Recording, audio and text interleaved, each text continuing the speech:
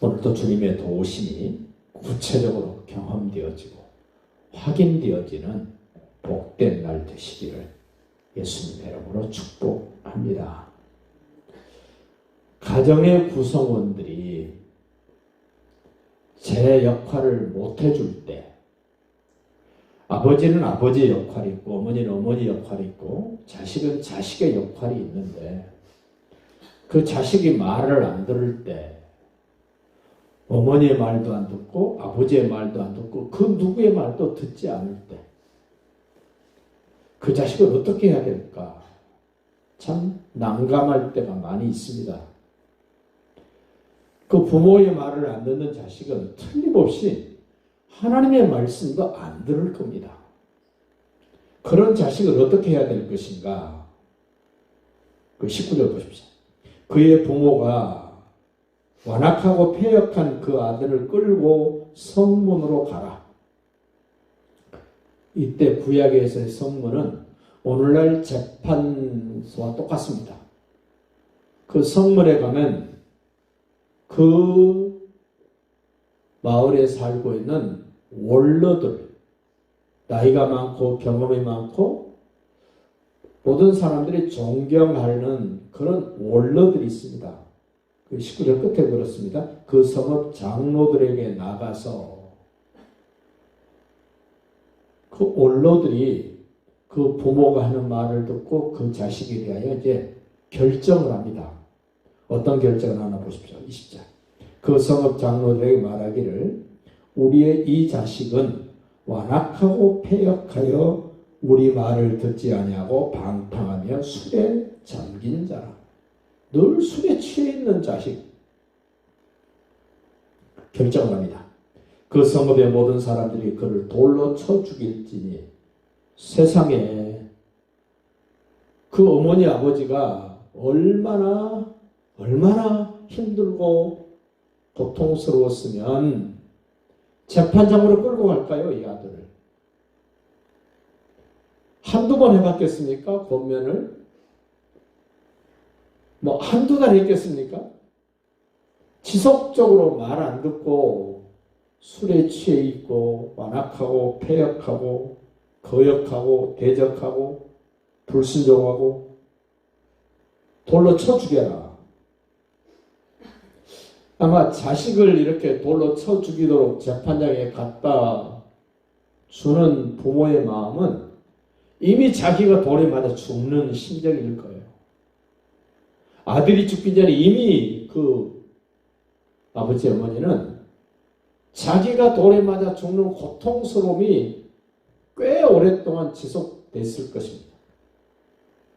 그런 자식은 그 집에서만 문제가 아니라 그 공동체 전체의 문제가 되기 때문에 이렇게 지금 결정을 합니다. 그 22절 끝에 보십시오. 네가 너희 중에서 악을 제하라. 그리하면 온 이스라엘이 듣고 두려워하리라. 이 공동체를 위해서 하라는 겁니다. 우리 집을 위해서, 나를 위해서는 안 해도 되지만 공동체를 위해서는 그런 조처가 취해져야 된다. 그래야 다른 사람들이 그것을 보고 두려워할 수 있다. 그러면서 아주 의미 있는 말이 그 다음에 나옵니다. 사람이 만일 죽을 죄를 범함으로 네가 그를 죽여 나무 위에 달거든 그 시체를 나무 위에 밤새도록 두지 말고 그날에 장사하여 내 하나님 여호와께서 내게 기업으로 주시는 땅을 더럽히지 말라.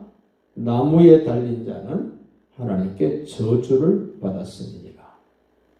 이 말씀을 접하면 우리 머릿속에 금세 떠오르는 장면이 있을 것입니다. 예수님이 유월절 양으로 희생을 치르실 때 십자가에 달려 죽으십니다. 그 유대인들이, 바리새인들이, 장로들이, 대제사장들이 뭐라고 소리쳤습니까? 다음은 우리의 성일이니 저 나무에 달린 시체 끌어내려서 장사 지내야 됩니다. 시간이 촉박합니다. 그래서 병사들이 나무에 달린 두 강도와 예수님의 죽음을 확인합니다. 양쪽에 달려있는 강도는 죽지 않았기 때문에 망치로 다리뼈를 부스러뜨려 내려놔도 도망가지 못하도록 그렇게 무릎뼈를 망치로 부숴버립니다.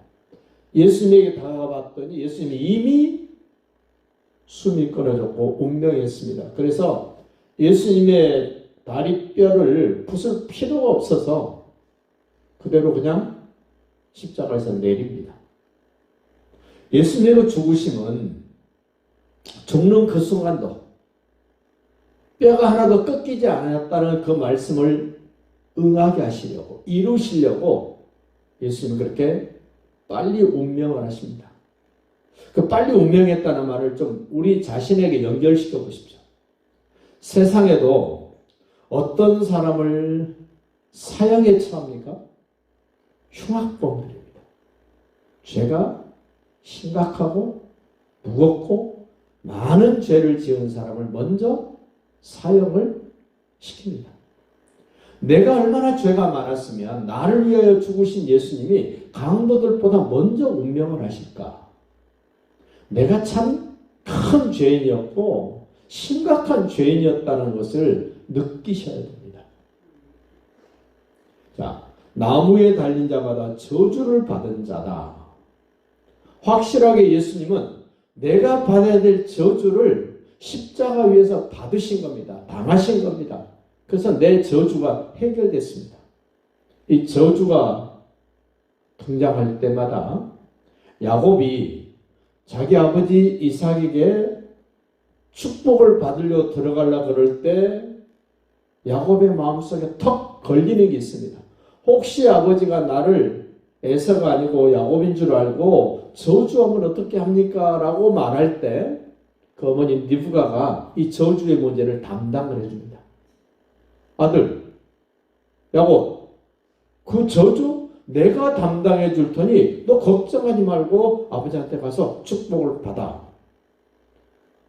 야곱이 당당하게 아버지께 가서 축복을 받아가지고 나옵니다. 이 저주의 문제가 해결됐다는 말은 하나님께 복받기 위하여 나가는 사람들에게는 전혀 문제되지 않도록 예수님이 나의 저주를 담당해 주셨다. 심판을 담당해 주셨다. 형벌을 담당해 주셨다. 나의 영원한 지옥을 담당해 주셨다. 이 저주를 담당했다. 저주를 받았다라는 말을 단순히 예수님이 잘못해서 받았다는 것이 아니라 내가 죄인인데 내가 받아야 될 심판, 저주, 형벌, 영원한 지옥 예수님이 담당해 주셨다는 사실을 다시 한번 생각하시면서 나는 예수님의 것이다. 나는 하나님의 자녀다. 이제 하나님의 자녀다워지는 것 쉽지 않습니다. 예수님의 사람다워지는 것 쉽지 않습니다. 하나님의 자녀 되는 것, 예수님의 사람 되는 것은 쉬울 수 있습니다만은 자녀다워지고 예수님의 사람다워지는 것은 쉽게 되는 것이 아닙니다. 상당히 여러 가지 과정을 거쳐야 되고 어느 정도 대가를 지불해야 되고 어느 정도 절제돼야 되고 어느 정도 성장하고 성숙돼야 된다는 것을 기억하시고 오늘도 힘내십시오. 주님이 도우십니다. 힘내십시오. 하나님이 함께 하십니다. 복된 날 오늘이 되시기를 예수님의 이름으로 축복합니다.